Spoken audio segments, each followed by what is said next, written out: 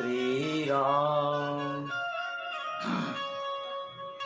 बोलिए शिवा के बिहारी लाल की जय। श्री राधा रानी सरकार की जय। श्रीमद् भागवत महापुराण की जय। आइए प्रिय भक्तों, आज श्रीमद् भागवत कथा हमें क्या संकेत दे रही है। कल हमने श्रवण किया कि नारद जी के मन में ऐसा सुंदर भाव आया कि सुखदेव जी का प्राकट्य होना चाहिए, क्योंकि मोक्ष की तरफ ले जाने वाला कोई त्यागी ही होता है, कोई तपस्वी ही होता है। कोई संपूर्ण साधक मिले तो हमें जीवन में मोक्ष की तरफ ले जाए। नारद जी ने बहुत विचार किया और विचार करके कैलाश पर्वत पहुंचे, मां पार्वती से मिले। बहुत प्रकार की वार्तालाप हुई। पार्वती ने कहा, मेरा पति तो ऐसा है कि वो मुझसे किसी प्रकार का छुपाव नहीं रखता, सब कुछ मुझे बता देता है। यहाँ तक कि ध्यान में बैठ कर के जो भगवान की छवि, भगवान के दर्शन करते हैं ना, वो भी मुझे आकर के बता देते हैं। महाराज, कितना सुंदर प्रसंग है। बोलिए उमापति महादेव की। तब तो यहाँ पर नारद जी ने पूछा कि महादेव के गले में जो नरमुंडों की माला है वो किसकी है, ये तो बताया होगा। आपसे इतना प्रेम करते हैं, 24 घंटे जिसे पहने रहते हैं, उस माला में किसके मुंड हैं, ये बात अपनी पत्नी यानी आपको नहीं बताई। हम तो जानते हैं, अब आप जाने और आपका काम जाने, इतना ही काफ़ी था। भगवान शंकर के यहाँ से चले गए नारद जी। पार्वती ने कहा, हे भगवान, जिनको परमेश्वर मानती हूँ वह मेरा कोई मान नहीं करते। पार्वती जी ने सुंदर वस्त्र उतार कर मलिन वस्त्र पहन लिए। नारी जब रूठ जाए तो उसे मनाना बहुत कठिन है। आभूषण उतार करके फेंक दिए और कोप भवन में चली गई। पुराने जमाने में जब मकान बनते थे तो स्त्रियों के रूठने का कमरा अलग से बनता था। ये नियम था। उस कमरे के द्वार पर लिखा रहता था क्रोप भवन। यदि उसमें चली गई तो समझो वो रूठ गई है। फिर पतिदेव बड़ी मनोहार से मनाया करते थे। माँ पार्वती वे क्रोप भवन में चली गई। शंकर जी ने देखा मेरे आश्रम में नारद जी से ने निकल कर जा रहे हैं, और जाते जाते शंकर जी से बोल गए, आश्रम में जल्दी पधारना बाबा, माता जी ने याद किया है। शंकर जी ने मन में सोचा, आप घर पधार कर आए हैं तो जरूर याद किया होगा। जहाँ आपके चरण पड़े वहाँ तो कल्याण ही होगा बाबा। शिव ने कहा, क्या बात है देवी, आप इतनी उदास क्यों हैं? पार्वती जी ने कहा, रहने दीजिए, आपसे भी काले और ऊपर से भी काले, अंदर भी कपट रखते हो, ऊपर भी कपट, और मैंने तो जीवन में कोई कपट नहीं किया आपसे, आप मुझे कपटी बोलती हैं। पार्वती ने कहा, 24 घंटे मुंडों की माला पहनते हैं, उसमें किसके मुंड लगे हैं, ये बात मुझे कभी बताई आपने? भगवान शिव ने कहा, आपने कभी अवसर ही नहीं दिया, लेकिन मैं आपसे कितना प्रेम करता हूँ इसका यदि वास्तव में कोई प्रमाण है तो ये नर मुंडों की माला ही है। मुंड माला में किसी और के सिर नहीं लगे हैं, आपके ही सिर हैं देवी। वैसे तो आप पराअम्बा है, जगदम्बा है, लेकिन लीला की सिद्धि के लिए जब जब आपने जीवन में तुम परिवर्तन लाती हो, चरित्र में परिवर्तन लाती हो, तुम्हारी याद मुझे बनी रहे, इसके लिए तुम्हारे इस सिर अपनी माला में परोख लेता हूँ। मेरे जीवन में इतनी बार तुमने अपनी देह का परित्याग किया, ये तुम्हारे ही सिर लगे हैं, किसी और के नहीं हैं। हम तो मरने के बाद भी तुम्हारे सिर को माला में लटकाए घूमते हैं और तुम कहती हो हम कपटी हैं। पार्वती बोली, हे भगवान, अब तो आप महाकपटी निकले। शिवजी बोले, वो कैसे? ऐसी कौन सी दवाई खा रखी है जो तुम तो कभी मरते नहीं और मुझे बार बार मरना पड़ता है? वास्तव में प्रेम करते होते तो वो औषधि मुझे भी पिलाते, जिसे पीने से मैं भी अमर हो जाती। भगवान शंकर गंभीर हो गए, उनके नेत्र सजल हो गए और पराअंबा पार्वती से बोले, देवी, मैंने एक अद्भुत अमृत का पान किया है, अद्भुत कथा अमृत का पान किया है, और वो अमृत है श्रीमद् भागवत कथा अमृत, अमर कथा।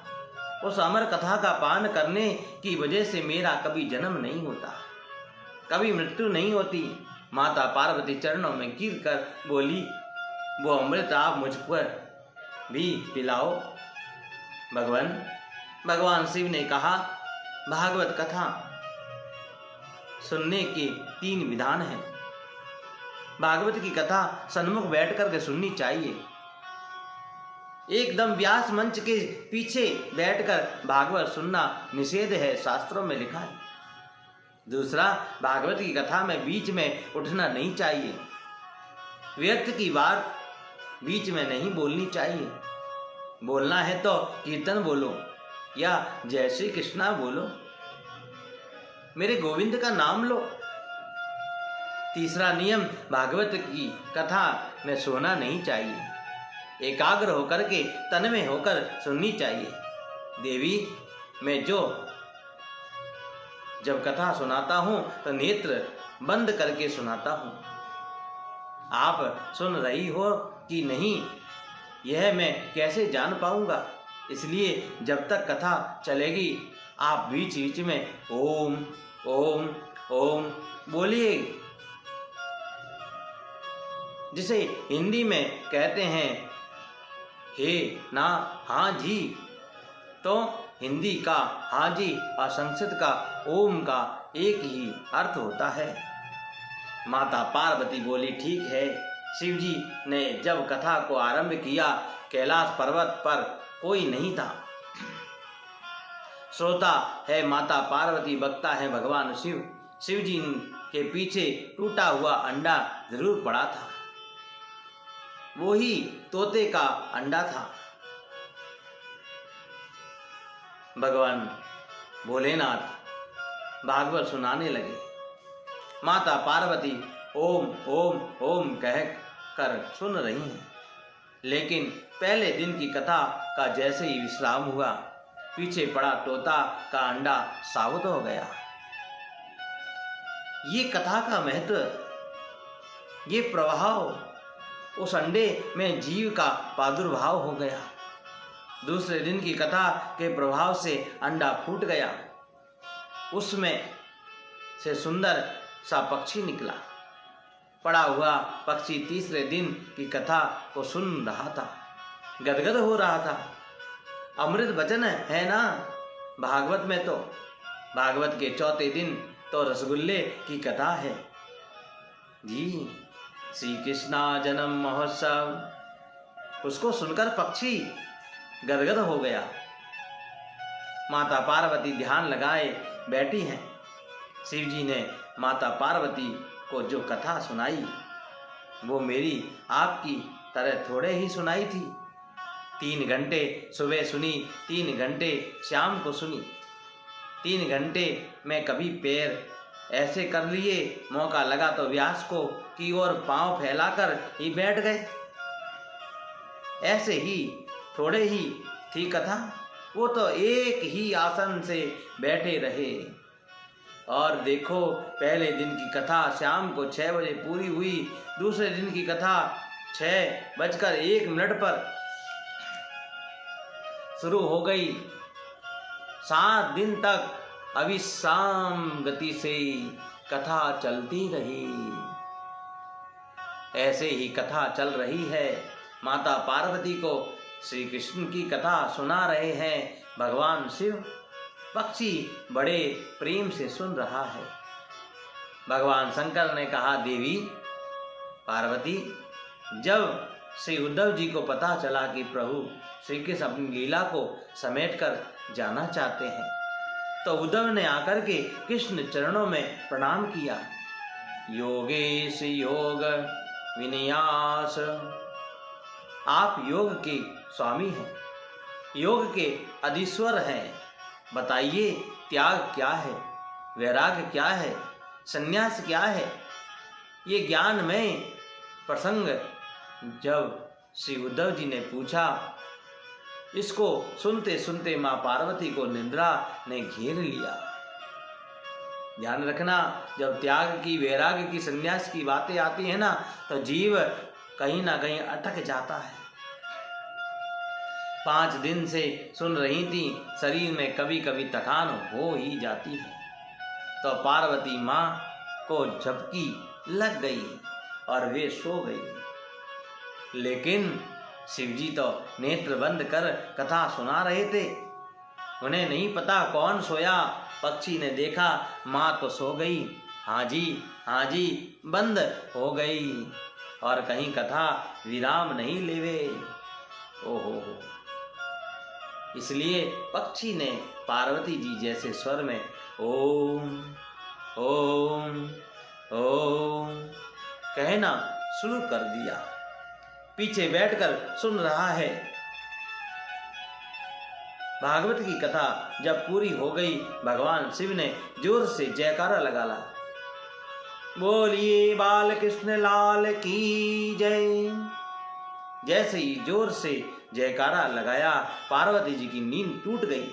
हाँ भगवान, फिर श्री कृष्ण ने उद्धव से क्या कहा? शंकर जी ने कहा, क्या कहा? मतलब ये कथा तो पूरी हो गई। माता पार्वती बोली, मैं तो सो गई थी। पूरी कैसे हो गई? पर ओम ओम ओम कौन बोलता था? देखा तो पक्षी बोल रहा था। शिव जी ने कहा, इसने कथा सुनी, इसमें मुझे कोई आपत्ति नहीं, परंतु कथा बिना विधि के सुनी, इसमें आपत्ति है। सामने बैठ कर के सुनता, पीछे से सुनी, मानो इसने ब्रह्म विद्या की चोरी की। त्रिशूल लेकर के भोलेनाथ मारने के लिए दौड़े।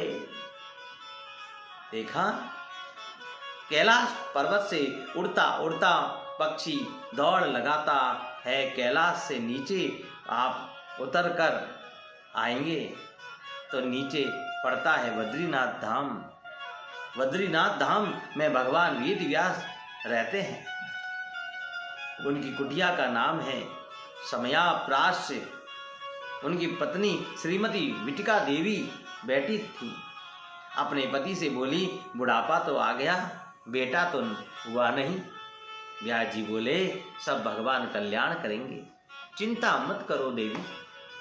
मन में ऐसा व्यास पत्नी सोच रही थी कि उन्हें जोर से उबासी आ गई, और जैसे आहा उड़ता हुआ वो नन्हा सा सुख उनके मुख में होकर के गर्भ में चला गया। बोलिए श्री सुखदेव जी महाराज की। श्री शंकर भगवान जी देख करके चले गए, लेकिन कहीं मिला नहीं। वे आचार्य सुखदेव 12 वर्ष तक माता गर्भ में रहे। गर्भ को ही जिन्होंने मंदिर बना दिया। मैं आपको स्पष्ट रूप से कह दूं, आपने मन पर काबू पाया है तो आप कलकत्ता में रहकर, अपने फ्लैट में रहकर मुक्ति पा सकते हैं। और मन पर यदि काबू नहीं पाया,